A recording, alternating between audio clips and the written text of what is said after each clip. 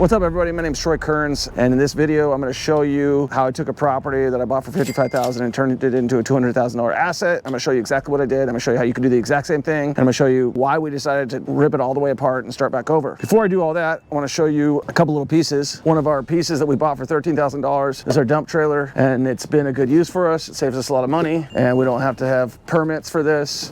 So it allows us to load everything up. We need to get this thing out of here. I thought we were getting out of here last week. Looks like we're still filling it up. We do need to get this fucking caged. They are going to be fixing the side of this house right here.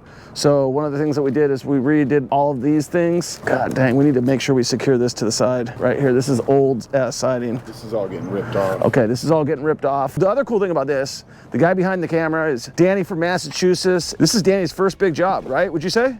Yeah. Danny has a good, he has a, what I call it is a thumb for construction. You know when guys have a thumb for construction because they think a little bit differently. How'd you learn how to work with your hands and stuff? Didn't grow up with much, so learned how to do it on my own. But who taught you? I worked different jobs in the summer through school, friends' dads, my uncles, my dad when I was younger, and as I got a little bit older, so sort of got in the mix. In this process right here, what did you learn when we started on this job? Because you remember what I bought. There was literally on the floor. Yeah, there was like either Labrador shit or human shit or a combination thereof. A bunch of like Budweiser cans in the back. Are they still back there? Oh yeah, the Bud Ice. Are they still back there? Oh yeah. Let's go take a look at that real quick. Our dude had a Bud Ice problem, and I'm pretty sure. We got some Keystones too. Yeah. Bud Ice and Yeah. Ice. Yeah, dude, this guy was ripping through them. It still is. Look at all these just cans in here. You want a side hustle, recycle beer cans. When we first came out here, I looked at this property. We got it for a hell of a deal. So first of all, I bought it because normally I would be flipping this property, 100%. I normally be flipping it because I got it for $55,000. So we're at $27,000 in labor so far. We're at $20,000 in materials so far. That's $47,000. I told you we'd probably end up between 70 and 80 yesterday. What did we comp it out yesterday for? Anywhere from 160 to 200. I would say this is a $200,000 house now. So if we're in this deal, let's just say worst case scenario, we're in it for 85. 85 plus 55 is what? 140. So we could draw back all our original capital. I'd get a pocket, 20 grand in my pocket if I wanted to, get all my original investment back, tax free. What did this house look like? 6.5, 7-foot ceilings. There was there was clutter everywhere. The floor was all rotted. The subfloor was falling in. Have you ever heard me say, we gotta gut this one? Well, this was the first time. Yeah, and I never gut a house. I hate gutting a house, but this one we had no choice. And here's the main reason is, like he said, the ceilings are like here. Now look at them. We had to replace the roof anyways, and it's still not a huge house. Here's our contractor in charge. Eric, you wanna say something, man? Okay, good. So we still have a small room, nice little clean. This is like a condo house, you know what I mean? Like a nice little, it's like 700 square foot living room right here. One thing that we've started to do, costs me a lot of money every month, but it's been worth it, is I pay my designer to plan everything. How much was that tile, by the way? I would never have picked that tile. $2 a square foot. Oh, that's a good deal. Yeah. Okay, good. Because normally those are pieces. So she picked a different white subway tile. How much was that? $4 or $5 a square foot. Yeah, so you gotta watch your designer with the budget. We got our kitchen right here. Now we got a nice kitchen. This is going to be our washer and dryer area, correct? So this is our washer and dryer. We're putting a door here. We talked about that last time. Yeah, so it's gonna be like the bifold closet doors. New HVAC system. This is gonna be our little dining room here. So it makes it nice and big here. This is our master suite. How are you doing? Everything good? Yeah. So what's going here, Danny? So we're gonna have to raise, frame it out, and Yep. raise it up from the bottom about a foot, and then we're gonna do built-in cabinetry there. What did you learn on that? What were you originally thinking? So originally that was supposed to be where the HVAC was gonna go. But what did you tell me when you came with it? You're like, hey dude, we got extra space, we can put our water heater here. Yeah. What'd I say? Why waste the space when we can use it?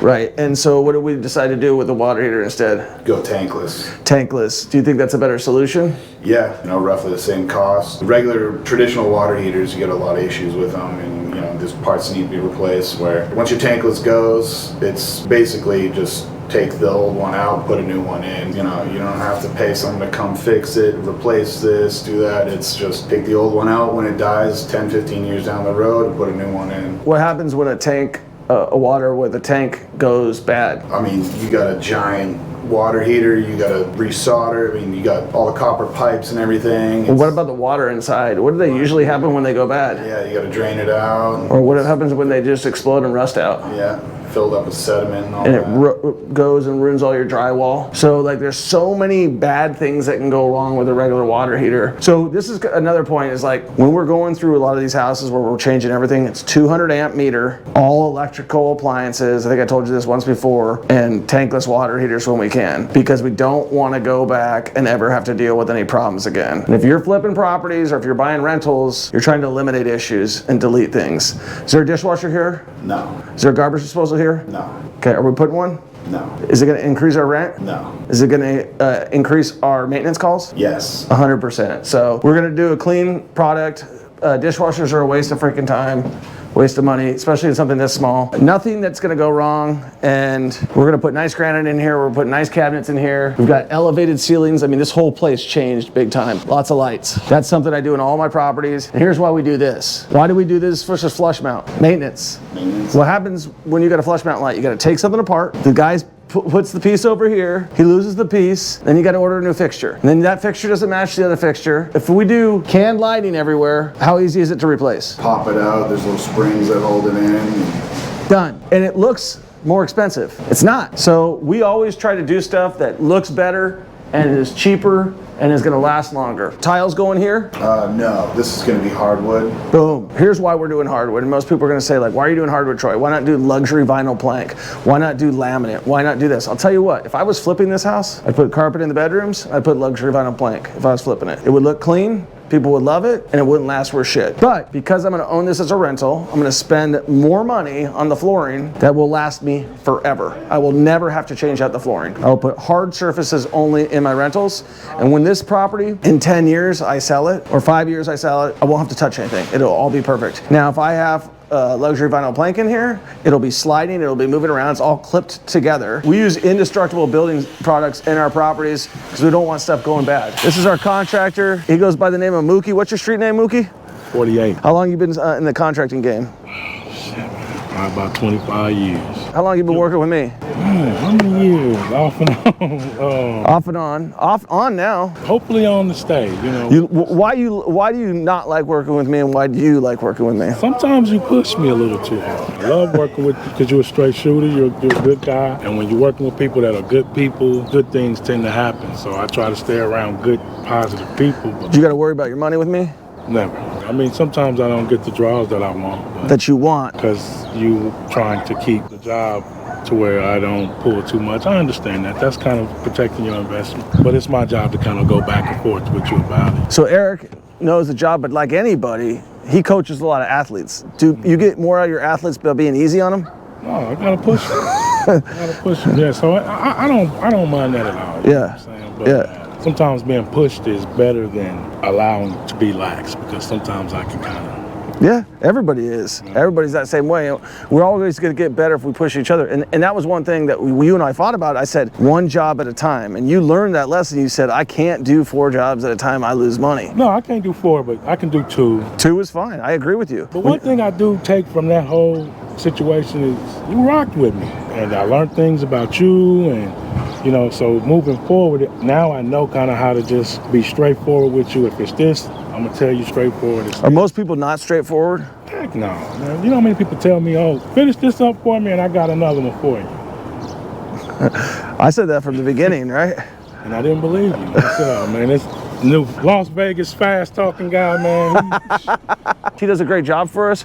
We started him back with my wife on another job. Now Danny's working with him on 2 jobs, and we got a lot more work for you. So we're not slowing down. In fact, I'm picking back up. When I got back to Vegas, I'm doing all this coaching. I'm trying to motivate all these people. I'm just gonna get back to doing what I do the best, which is flip more houses. So we're gonna pick it up the pace. Danny, how's Danny doing? Danny's awesome, man. Here's the problem that I've noticed. The only problem with Troy is the people that you place with me are not knowledgeable enough to ascertain a lot of the things that we do. Yeah. And a lot of their mistakes become my mistakes. Right. Now with Danny, I can see he knows what he's doing. He'll get right up there with me, and Okay, he'll even problem solve with me. Like Right. for instance, we had a problem with the HVAC. with the HVAC, and I was really pissed off. I'm like, man, why did he put this furnace where it wasn't supposed to go? So Danny said, just relax, I'll be there. He came over, he looked around, we looked, and he came up with a great solution, and it worked. So I mean, yeah, Danny's been good to work with. When I need. That's why we hired him, man. He's a problem solver and he gets shit done and he's not afraid of hard work. And you get a bunch of guys and the same thing. Yeah, we've had a couple guys in that position before. They're blaming you, blaming me, blaming everything else and not solving anything. We just need to solve problems. And if you can't solve problems, no matter who you are, no matter where you're at in life, then you're gonna be your own problem, right? There's a ton of problems here on every job we deal with. And if you come in looking to solve the problem, we're gonna have a great product here now. And this is all because of you guys. How many times have I been on this job? This is the second time I've seen it. That's the second time I've been on the job. And I've only been out here today to just shoot a video because